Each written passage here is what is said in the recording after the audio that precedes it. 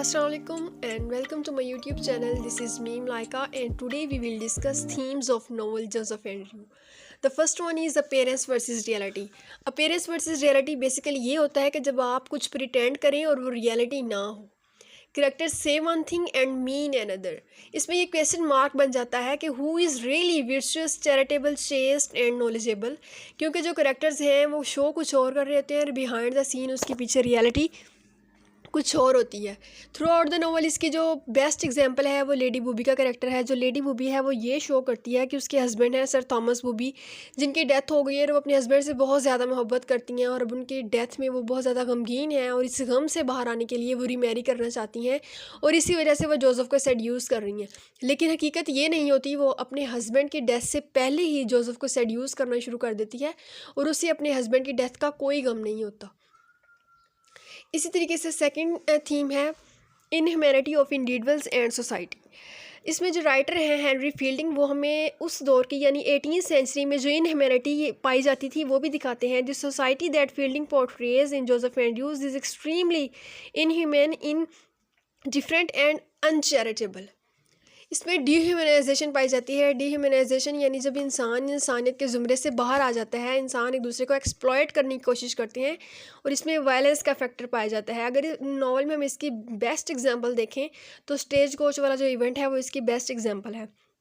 जब थीव्स ने जोसेफ को मारा और जो मुसाफिर हैं वो उसे लिफ्ट देने से इनकार कर देते हैं और उसकी नोट बॉडी में उसका मजाक उड़ाते हैं और उसे नोट बॉडी में ही छोड़ जाते हैं और डॉक्टर उसका इलाज नहीं करता जब उसे ये पता चलता है जो उसका पेशेंट है वो गरीब है. इस तरीके से जोसेफ, फैनी और बेटी हैं ये मुलाजिम के तौर पर काम कर रहे हैं नॉवल में. तो इनके साथ जो बुरा सलूक किया जाता है, इनके साथ जो बुरा बिहेवियर रखा जाता है वो भी हमें 18th सेंचुरी की इनह्यूमैनिटी को ही शो करता है. इसी तरीके से थर्ड थीम है class and birth. Basically novel के अंदर दो क्लासेस पाई जाती हैं, elite class and lower class. Lady booby represents elite class and Joseph represents lower class.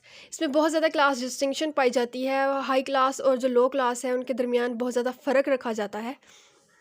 इस तरीके से इसमें ये वाला थीम भी पाया जाता है नॉवल में. The fourth one is hypocrisy. Hypocrisy कहते हैं बेसिकली मुनाफकत को. Hypocrisy means pretending to be other than one is. There are many hypocrites in the novel such is lady Booby and Mrs स्लिपस्लॉप.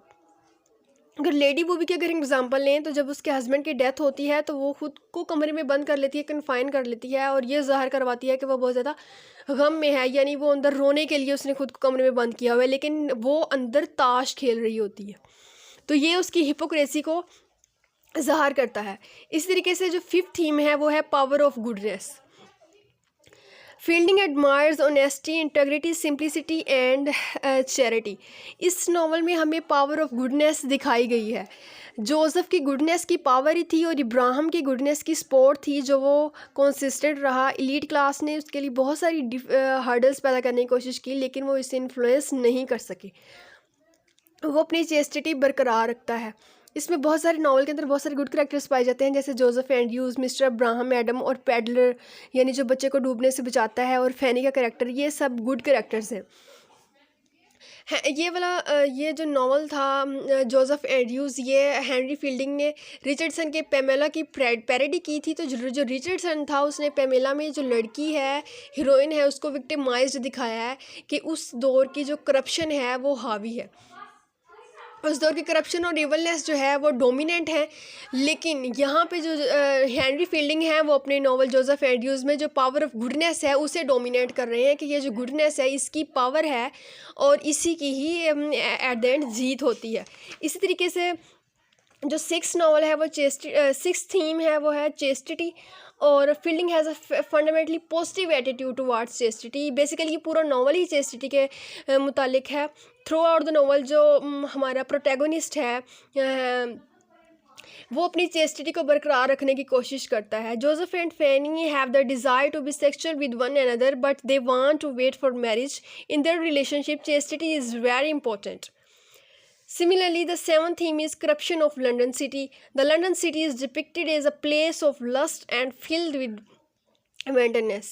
जो लंदन सिटी की lady booby हैं वो वहाँ की करप्शन को ज़ाहिर करती हैं कि वो जिस तरीके से जुआ खेलती है, शी गैम्बल्स, वो अल्कोहल पीती है, ड्रिंक्स एंड और वो बहुत ज़्यादा अपने फ्रेंड्स के साथ बाहर पार्टीज़ मनाती है, और जोसेफ जो है उसकी चेस्टिटी को ख़राब करने की कोशिश करती है, उसे अपनी तरफ सेड्यूस करने की कोशिश करती है। तो ये जो सारी चीज़ें हैं लेडी बूबी के कैरेक्टर के अंदर, ये जो चीज़ें पाई जा रही हैं, ये लंदन सिटी की जो है वो करप्शन को ज़ाहिर करती हैं।